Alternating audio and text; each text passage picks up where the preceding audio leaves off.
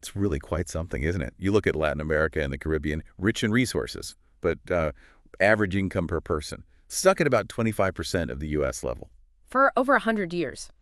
So the big question for you listening is, what's the missing piece here? What could finally unlock all that economic potential?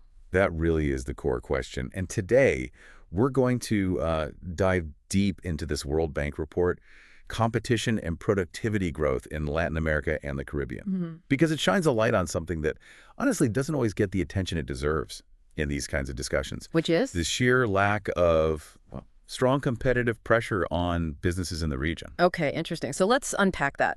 Our mission today is to really pull out the key insights from this report for you.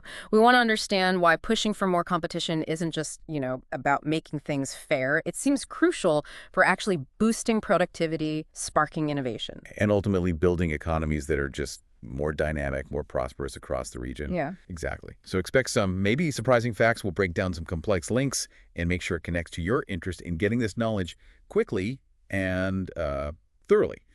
And guiding us through is our expert who synthesized these findings. Happy to.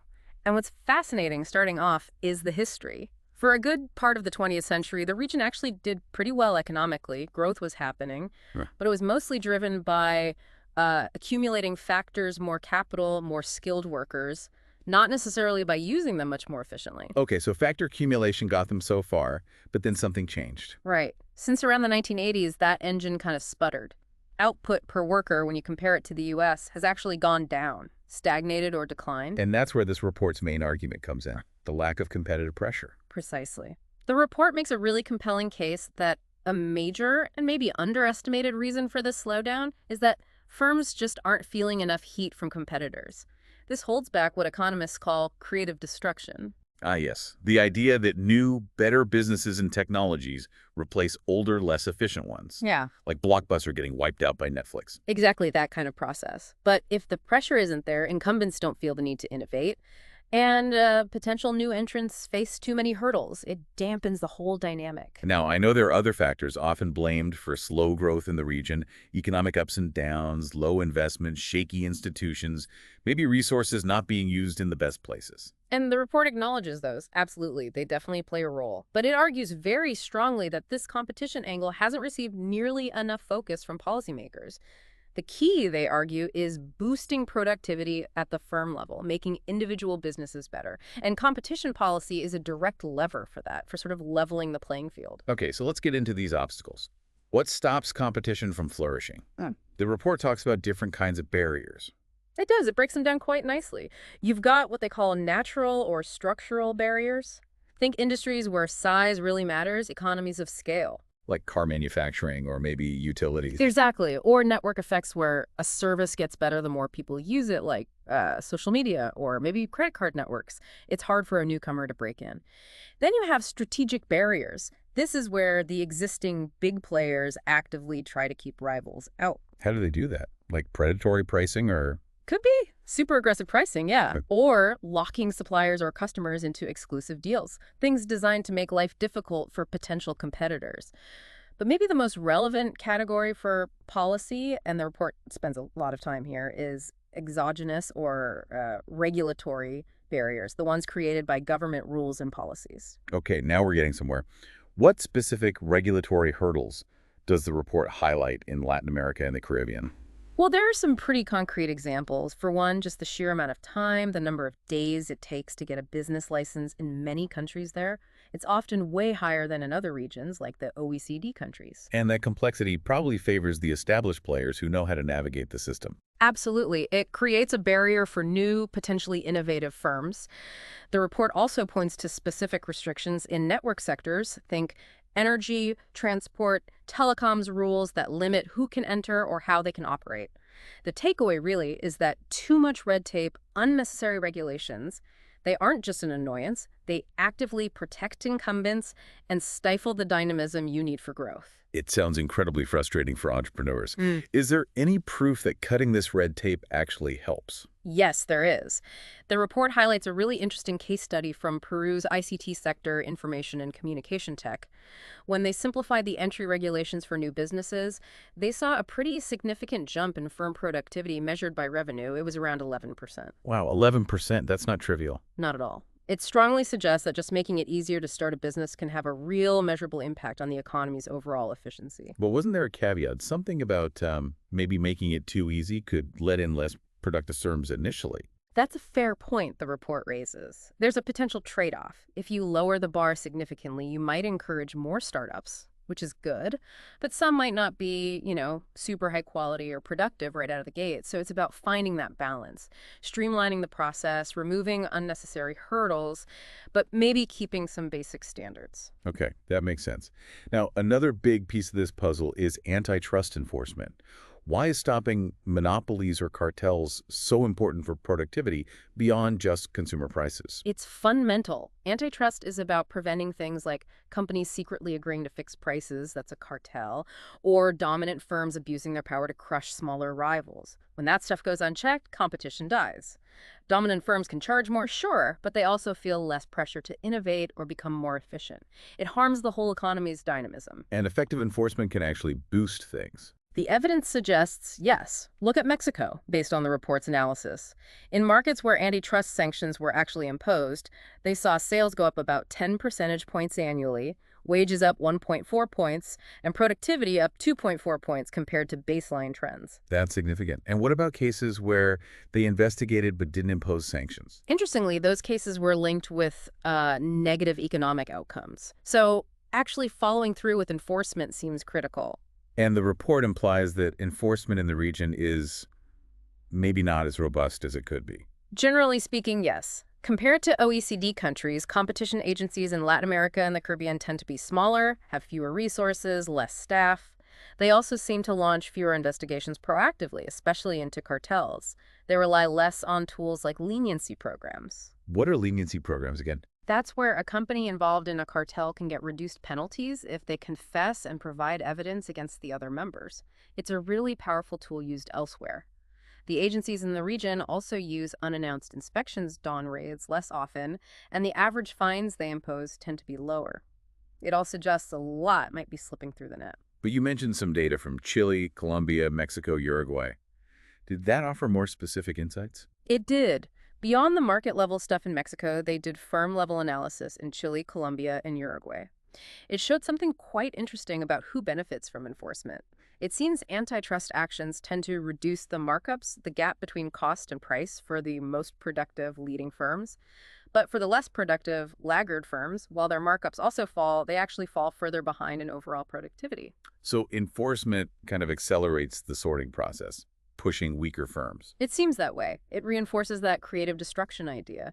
It helps the more efficient firms gain ground and puts more pressure on the less efficient ones to either shape up or ship out, so to speak.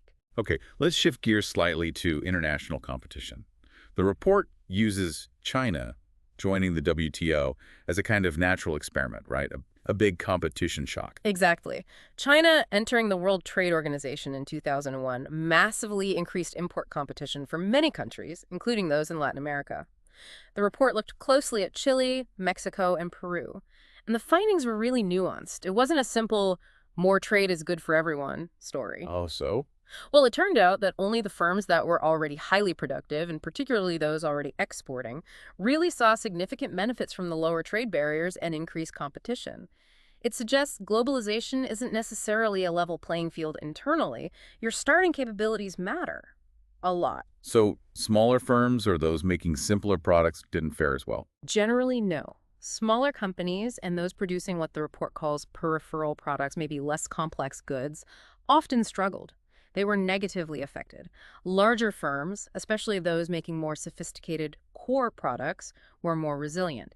In Mexico, for instance, larger firms with more skilled workers were the ones more likely to boost their sales after the China shock. And Chile's experience highlighted innovation, you said. Yes, in Chile, the market leaders didn't just, cut costs. They responded to the increased import competition by actively innovating, developing new products, upgrading the quality of existing ones. It really backs up this idea that if you're already near the technological frontier, competition pushes you to innovate more. They even mention Peruvian apparel firms improving quality to compete with cheaper Chinese imports. This brings us to the practical side. What can policymakers in the region actually do to create this more competitive environment? The report lays out some key levers. It does. It talks about three main pillars for an effective competition framework. First, regulations need to be actively pro-competition. Second, ensuring competitive neutrality, a level playing field. And third, as we've discussed, effective enforcement. Okay, pillar one, pro-competition regulations. What does that involve specifically? It means systematically identifying and removing rules that unnecessarily restrict entry or expansion or that protect dominant firms. Think about scrapping needless restrictions in energy or transport. Simplifying those complex licensing and permitting processes we talked about, maybe pushing for genuine one-stop shops for business registration, which apparently only Chile and Mexico really have fully implemented. And that silence means consent idea. Right. Adopting principles like silence means consent more widely, where if the government doesn't respond to an application within a set time, it's automatically approved. Limited use of that currently. It also means getting rid of regulations that just raise the cost of competing, like certain kinds of price controls that aren't justified. Okay, pillar two, competitive neutrality. That's about state-owned enterprises, right? SOEs. Exactly. It's about making sure government-owned businesses compete fairly with private ones, not giving them unfair advantages.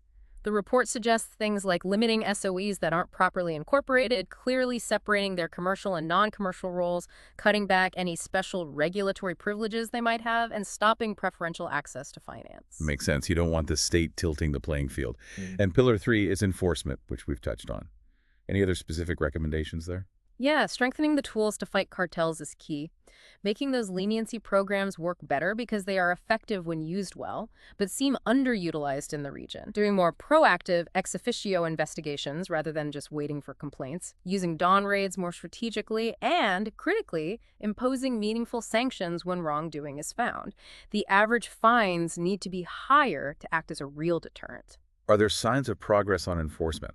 The report does mention some recent encouraging examples, like enforcement actions targeting utilities and network industries in places like Mexico and Brazil. So there is movement. But the broader need is clear. Boost the capacity of these agencies. More resources, more staff, better training, and crucially, ensuring they can operate independently, free from political interference. Now, there's a really important connection the report makes. Competition policy alone isn't a magic bullet. It has to link up with innovation within firms. That's such a critical point. They work together. Competition basically forces a choice on firms. Innovate, get better, or risk getting left behind and potentially exiting the market.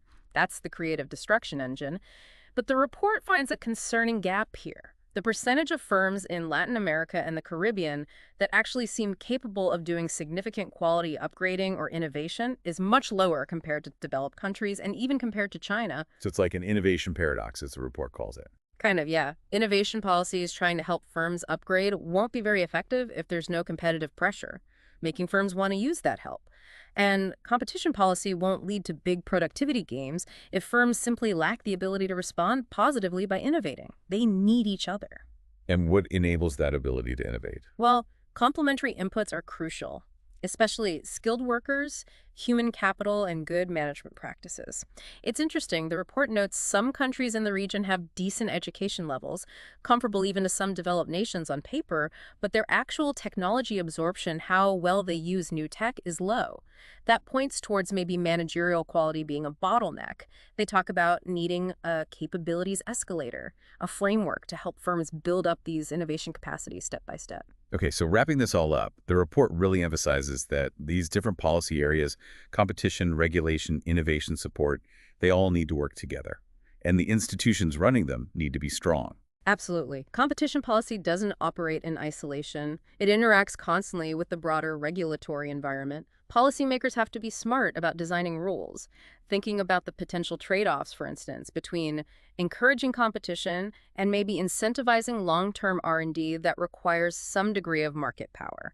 And fundamentally, you need capable institutions, both the competition authorities and the firms themselves, for pro-competition policies to actually translate into being pro-innovation and boosting productivity. So if you had to boil it down, what's the single biggest message for you coming out of this deep dive into the World Bank's findings? For me, it's the really strong evidence that making markets more competitive in Latin America and the Caribbean through smart policies and solid enforcement isn't just some abstract economic goal. It appears to be a truly fundamental driver of the productivity growth that's needed to unlock the region's potential, the potential we started off talking about. And going back to that startling fact, the century of income stagnation relative to the U.S., this report strongly suggests that weak competition has been a major, perhaps underappreciated culprit.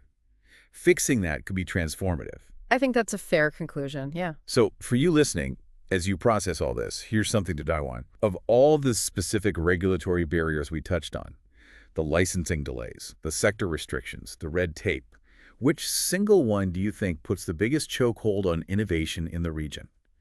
And playing policymaker for a moment, what's one bold move governments could make, like right now, to really ignite a more competitive fire? It's not just academic, right? Understanding these levers is about understanding what shapes real economic futures. Absolutely. The journey to a more productive, more prosperous Latin America and the Caribbean isn't easy, but it definitely requires a serious, sustained commitment to making competition truly work. And the insights we've unpacked today offer, I think, a pretty valuable roadmap for how to get there.